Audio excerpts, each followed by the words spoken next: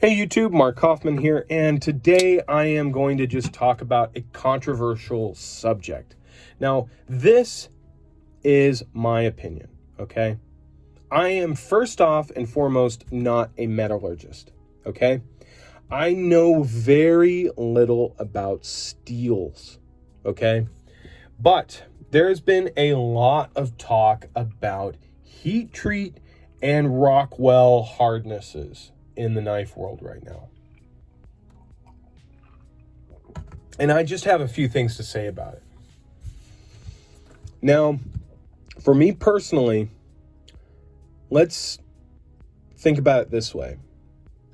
Back in the 60s, 70s, 40s, 30s, 50s, companies had a standard of Rockwell hardness, okay? And they had a standard of how they wanted to run their steels. Now, of course, they weren't being fools and taking 1095 or some steel they had and running it at like 45. Okay, that's just dumb. But they were running it at like 54, maybe 55, 56 Rockwell.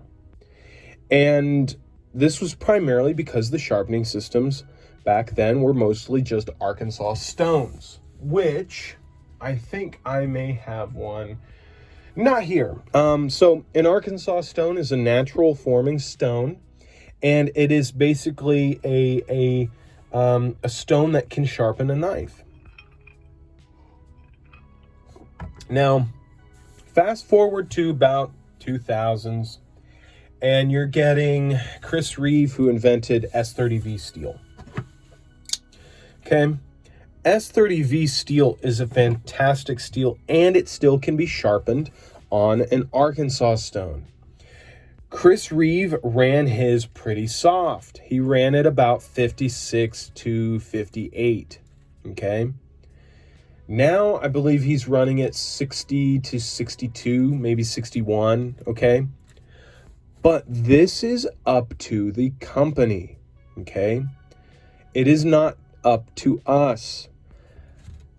Companies have a great thing about them, and the great thing about them is they have a choice. They can run their heat treats and Rockwells as hard as they want. They can go all the way with it, or they can go soft.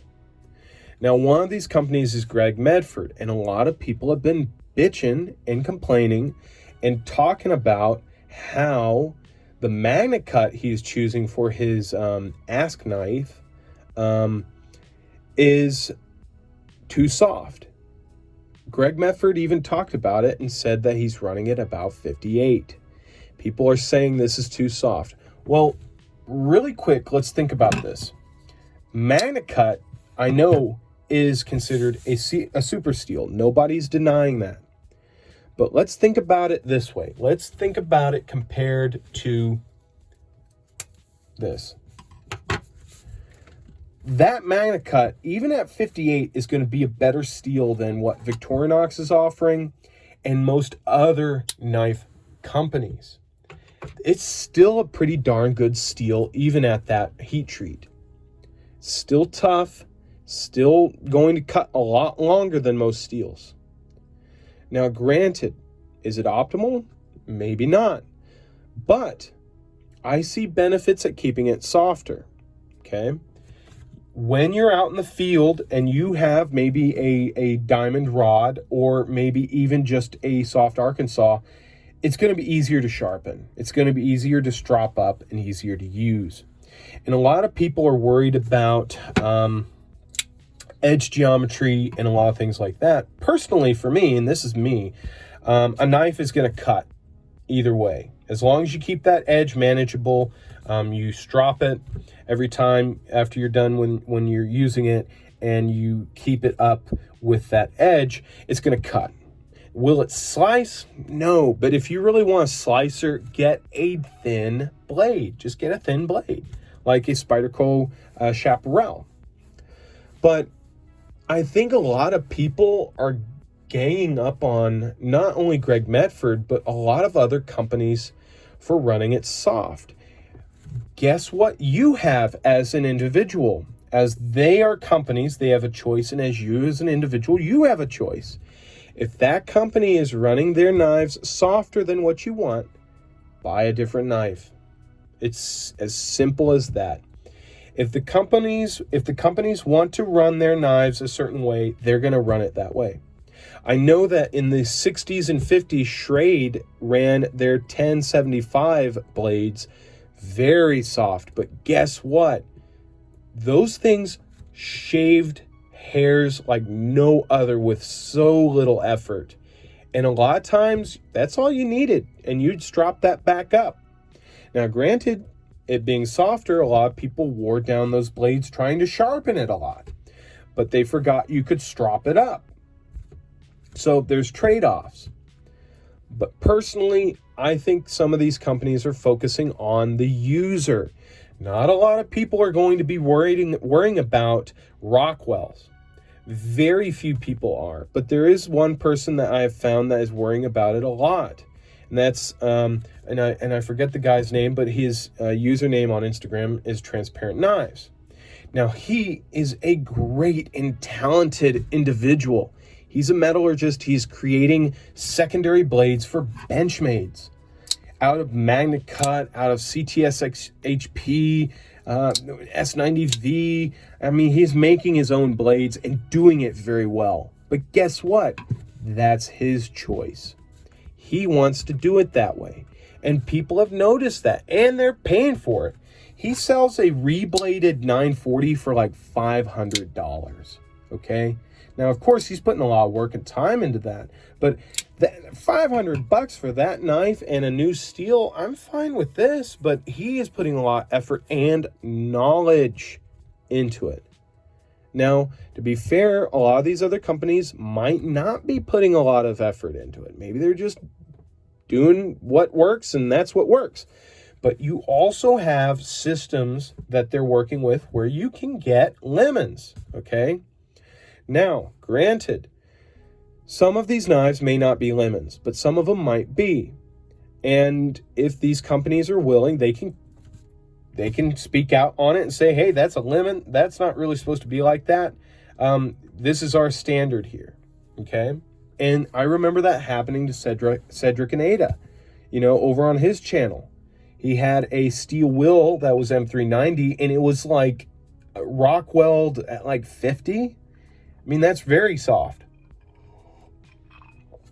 And the company fixed that. So it's all about choice, okay? Now, for me personally, I don't think we need to be getting our pitchforks and axes together and telling these companies how to run their steels. That's their choice. And you have a choice of either buying that steel and that knife and accepting that. And to be honest, you should be able to accept that because you don't really need all that much. I mean, there are people that really do need those steels to be really dialed in because they're using that thing for a specific task. But a lot of us are using this to open up Amazon packages. And how tough do you really need your knife to be to do that? So this was just my thoughts, my ideas on this whole situation. I don't think anybody is wrong, okay? I don't think anybody is wrong. What I do think is there's a lot of people telling people how they should do things. And to be honest, Rick Hinderer has been in this business a long time, and so has Greg Medford, okay? They've both been in this business a while. They know how this stuff works. And from what I know, Greg Medford's playing it safe, and I get that.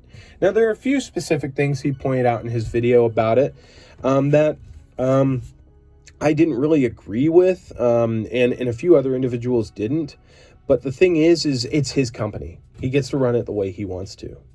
And for me, you have a choice of either buying that knife or not. And I think that's all it is. It's just choices. I don't think we really need to be pushing and telling people how to do something. Because honestly, do you like that when you're doing your job? Do you like that when you're doing something that you've done for like 20 years and somebody's telling you how to do it? That's maybe been doing it only 5. I mean, do you like that personally? I wouldn't. So I don't know, just be cordial out there, be kind. I mean, be really kind about this stuff, because people get hurt over steel. I mean, and really what we need to be doing is just being really kind to each other and accepting people's choices. So that's all I have to say about this. You know, don't crucify me. I'm not a metallurgist. I'm just throwing my thought into the game. I'm not throwing my hat into the game. Okay. I am not by any means saying I know what these people do with the steels. Okay. I'm just throwing in my opinion and based upon my user experience with knives like that. So thought you guys would like this. Till the next one, I'll talk to you guys later. Bye-bye.